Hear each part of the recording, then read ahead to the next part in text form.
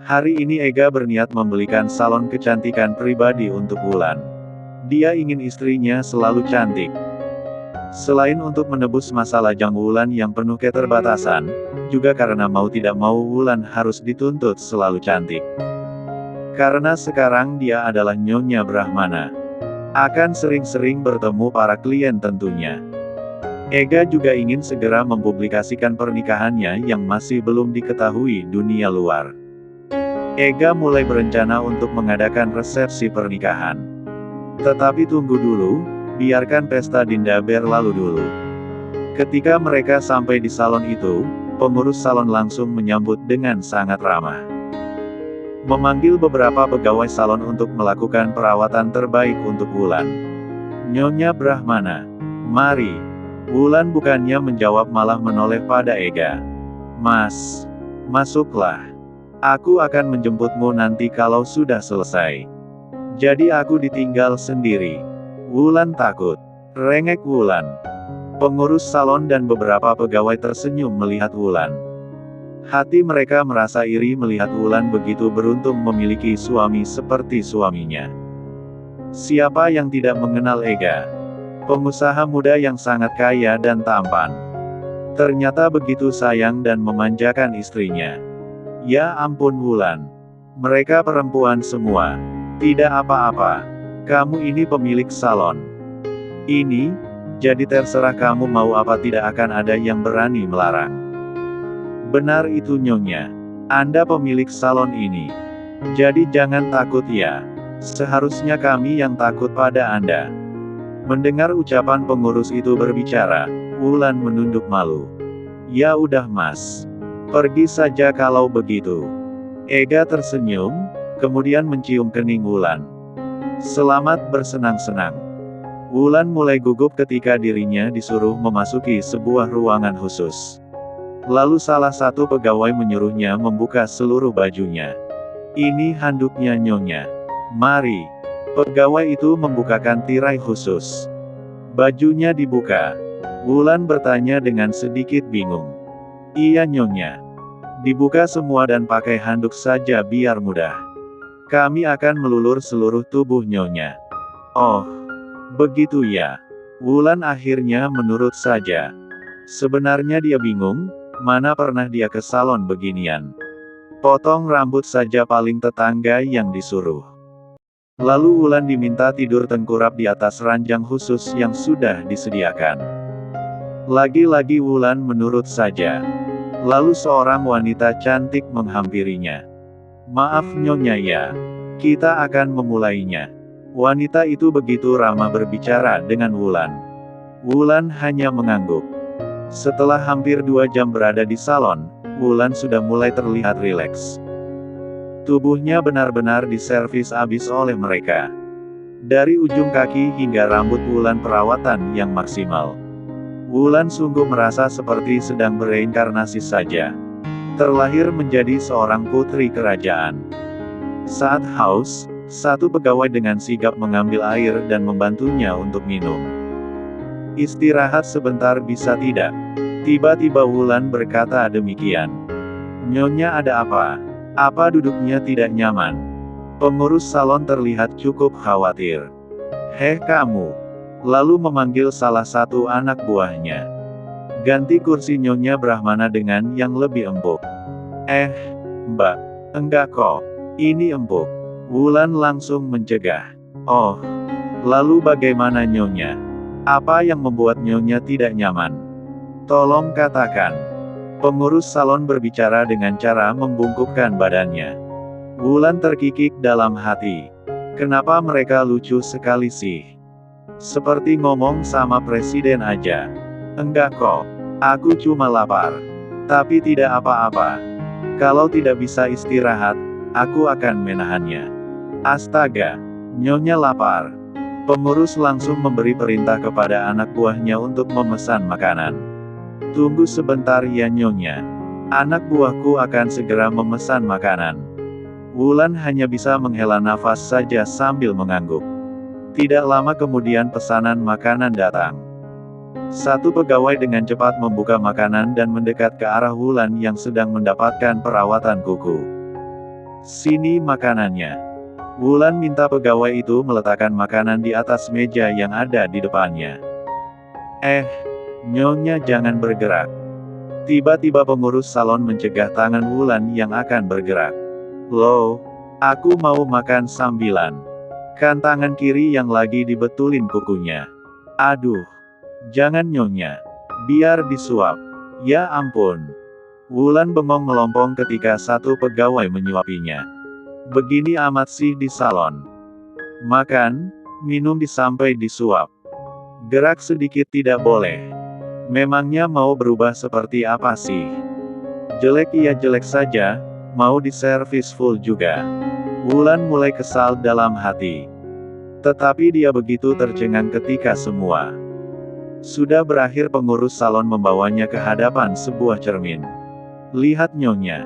Bagaimana hasilnya? Apakah Anda puas?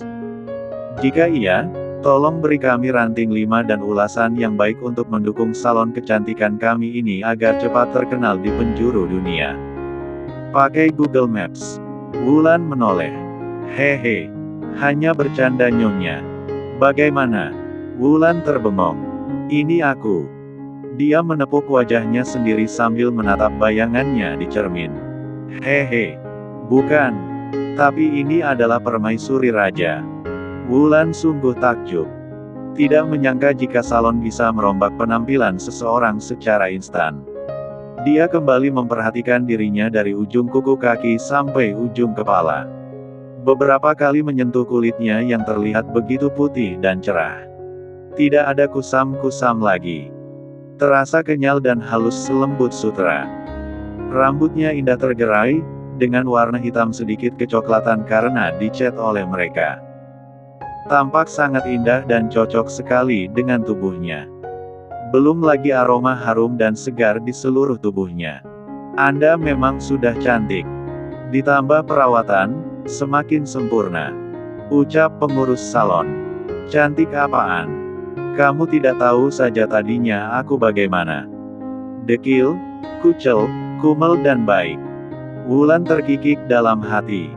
Lalu membenarkan ucapan pengurus salon itu. Ini memang benar-benar cantik. Aku sangat puas dengan kerja kalian. Wulan akhirnya berbicara. Terima kasih. Terima kasih nyonya. Pengurus salon sangat senang mendapat pujian dari Wulan. Loh, aku yang berterima kasih dong. Jawab Wulan. Kamilah nyonya. Dengan nyonya puas atas kerja kami, gaji kita akan naik. Hehe. Beberapa pegawai tertawa senang. Wulan baru mengerti sekarang. Pokoknya kerja kalian sangat bagus. Ya, walaupun bokongku sampai panas. Aku akan mengatakan pada suamiku, jika aku sangat senang di salon ini. Aku akan meminta suamiku untuk memberi bonus pada kalian. Ucap Wulan. Wah. Terima kasih nyonya. Nyonya Brahmana bukan hanya cantik, tapi sangat baik ternyata. Puji mereka. Wulan juga terlihat begitu senang, menjinjing tas mewahnya dan melangkah keluar ruangan. Saya akan mengambilkan minuman dingin. Ucap pegawai itu. Iya, terima kasih. Jawab Wulan. Dia kemudian menghubungi Ega untuk mengatakan jika dia sudah selesai. Di depan pintu salon terlihat dua wanita muda memasuki salon. Sepertinya mereka adalah salah satu dari pelanggan salon ini juga. Terbukti saat mereka baru masuk, pengurus salon langsung mendekati dan menyambut dengan sangat sopan. Mari nona-nona cantik. Mau spa? Pedicure? Medicure atau apa ini say? Saya ingin melakukan perawatan dari ujung kuku hingga rambut. Saya akan menikah lusa. Wah, calon pengantin baru rupanya. Baiklah, pegawaiku akan menyiapkan terlebih dahulu. Mereka terlihat berbincang-bincang. Satu wanita muda menyenggol lengan temannya. Din, itu yang duduk di sana kok kayak kakak kamu yang Mbak Wulan itu ya? Yang dipanggil Din langsung menoleh ke arah yang ditunjuk temannya. Masa sih? Dia memperhatikan wanita cantik dengan gaun warna hijau sebatas lutut. Wanita itu juga tidak sengaja melihat ke arahnya, meskipun hanya sebentar dan kembali fokus pada HP-nya. Tapi melihat dari tas, HP yang dipegang wanita itu, lalu sepatu hak tingginya, mana mungkin itu Wulan. Ngaco kamu Ren. Mbak Wulan itu gembel. Mana mungkin masuk salon kelas atas seperti ini. Yang masuk ke sini itu cuma istri-istri pengusaha kaya. Contohnya aku. Calon istri pengusaha. Jawab Dinda sangat menyombongkan diri. Oh, iya. Mirip aja kali ya. Yang namanya Reni menyahut. Mirip juga enggak. Cuma sekilas. Tapi mungkin karena Reni sangat penasaran dengan wanita yang terlihat sangat cantik dan anggun itu, akhirnya dia bertanya pada pengurus salon. Bu, itu siapa sih yang duduk di sana itu? Pengurus salon menoleh ke arah yang ditunjuk Reni dan kemudian tersenyum. Kenapa? Cantik ya? Iya, cantik banget. Beliau itu, Nyonya Brahmana. Istri pemilik salon ini. Sebenarnya salon ini sudah dibeli secara pribadi oleh suaminya khusus diberikan untuk Nyonya Brahmana. Tetapi karena orang kaya baik hati, maka kami tetap boleh membukanya secara umum. Jelas sang pengurus salon. Tuh kan, Nyonya Brahmana. Haha, mana mungkin Mbak Wulan. Nyonya Wulan begitu. Duh, gak pantes banget. Ucap Dinda. Hehe iya. Reni cengar-cengir saja. Beruntung sekali menjadi istri Tuan Ega. Mana tampan, kaya raya, sangat mencintai istrinya, duh jadi iri. Ucap kembali pengurus salon sambil menarik kursi untuk mempersilahkan Dinda duduk. Tunggu sebentar. Siapa tadi? Tuan Ega. Iya. Itu siapa? Tanya Dinda. Kok namanya bisa sama atau kebetulan sama saja dengan suami Wulan? Oh, Tuan Ega atau Tuan Farega Brahmana itu adalah penguasa properti dan bangunan yang sangat terkenal itu. Masa tidak kenal? Oh, iya. Pernah mendengarnya juga dari calon suamiku. Dia juga bekerja di cabang perusahaan Tuan Farega itu kalau tidak salah. Dinda bernafas lega. Rupanya bukan. Kalau Farega Brahmana, memang dia pernah mendengar beberapa kali calon suaminya menyebut nama itu sebagai pimpinan teratas perusahaan tempat calon suaminya bekerja. Jadi nama itu tidak asing lagi. Tapi kalau Ega, hahaha, dia mah gembel. Dalam hati Dinda tertawa geli mengingat suami dari kakaknya Wulan. Wulan sudah selesai menelpon suaminya. Sekarang dia tinggal menunggu jemputan dari sang suami tercinta. Dia kembali melihat ke arah seseorang yang seperti dia kenal tadi. Setelah memperhatikan dengan sangat seksama, Wulan kemudian mendekati. Kebetulan pengurus sedang masuk untuk mengontrol pelanggan yang lain. Dinda. Wulan menyapa Dinda yang sedang menunggu jadwalnya. Dinda menoleh bersamaan dengan Reni. Kamu. Dinda begitu terkejut, menatap Wulan dari ujung kaki hingga rambut. Kemudian berhenti di wajah Wulan. Sama sekali tidak berkedip, sama halnya dengan Reni sampai Wulan menepuk pundaknya. Dinda, kamu kesini juga? Ya ampun. Mbak Wulan ya. Yang bertanya bukan Dinda tetapi Reni. Soalnya Dinda lagi terbengong melompong. Iya. Aku Wulan, mbaknya Dinda. Masa lupa? Kamu Reni kan? Ya ampun. Dinda, ini beneran kakak kamu Wulan. Reni tiba-tiba histeris sambil mengguncang lengan Dinda. Mbak Wulan. Kok bisa ada di sini? Dan ini Mbak kok sangat berubah. Mungkin karena saking terkejutnya melihat Wulan yang berubah 180 derajat Celcius, Dinda melupakan penjelasan pengurus salon tadi. Iya. Tadi Mas Ega menyuruhku nyalon. Ya sudah, aku menurut saja. Kamu juga mau nyalon? Reni yang masih mengingat penjelasan pengurus salon tentang siapa wanita yang ia tanyakan tadi, berbisik pada Dinda. Din. Bukannya kata pengurus salon tadi, Mbak Wulan ini Nyonya Brahmana. Coba kamu tanya, apa benar? Reni berbicara sangat. Lah, mana mungkin? Paling pengurus salon itu salah kali. Jawab Dinda, juga dengan pelan. Sebenarnya Dinda ragu bicara seperti itu, dia sempat melirik perhiasan Wulan, baju dan tasnya. Itu sudah bisa menjadi bukti kalau Wulan yang sekarang ini pantas sebagai nyonya besar.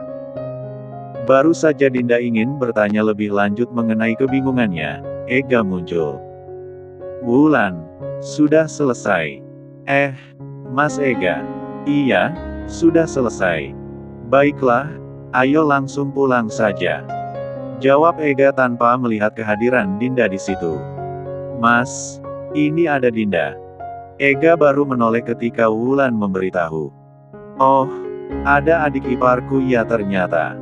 Mau nyalon juga. Oh iya, mau nikahan kan Wulan? Hehe, iya mas. Wulan yang menjawab. Belum sempat hilang rasa terkejutnya Dinda melihat perubahan Wulan, sekarang di depannya ini adalah Ega, pria dekil kumel yang selalu dihina dan dianggap babu oleh keluarganya tempo lalu.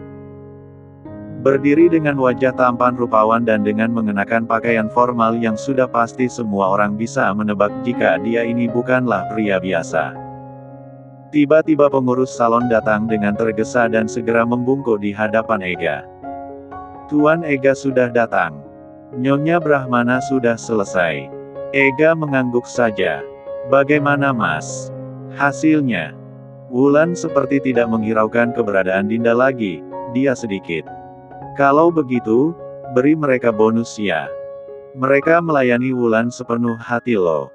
Rayu Wulan. Tentu saja. Ega kemudian merogoh dompetnya dan mengeluarkan uang sekitar 5 jutaan dan mengulurkan kepada pengurus salon.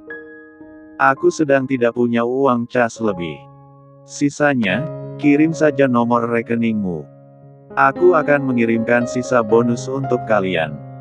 Pengurus salon langsung mengucapkan terima kasih berkali-kali. Ayo sayang. Kita pulang. Nanti kesorean loh. Aku ada pertemuan makan malam bersama klien, dan kamu harus ikut. Ucap Ega. Wulan mengangguk dan menoleh dahulu kepada Dinda yang masih melompong. Dinda. Mbak Wulan duluan ya. Salam buat ibu dan bapak. Nanti Mbak Wulan kesananya pas hari H kamu saja. Dinda tidak sanggup menjawab melainkan hanya mengangguk saja. Loh, kok pulang non? Gak jadi perawatannya? Tanya pengurus salon. Gak jadi. Besok saja ya. Jawab Dinda sambil segera menarik tangan Reni untuk buru-buru keluar dari salon. Sepanjang perjalanan pulang Dinda melamun. Dia benar-benar tidak habis pikir dengan apa yang dilihatnya tadi. Masa iya sih tadi Mbak Wulan? Dan suaminya yang dekil itu. Gumam Dinda. Tapi kenyataannya memang begitu Din. Apa kamu tidak bisa melihat penampilan mereka tadi? Mobil yang dibawa suaminya dan juga penjelasan pengurus salon juga. Kata Reni. Iya juga. Tapi kok bisa? Suami Mbak Wulan itu tuh cuma kuli. Mana miskin, dekil pula.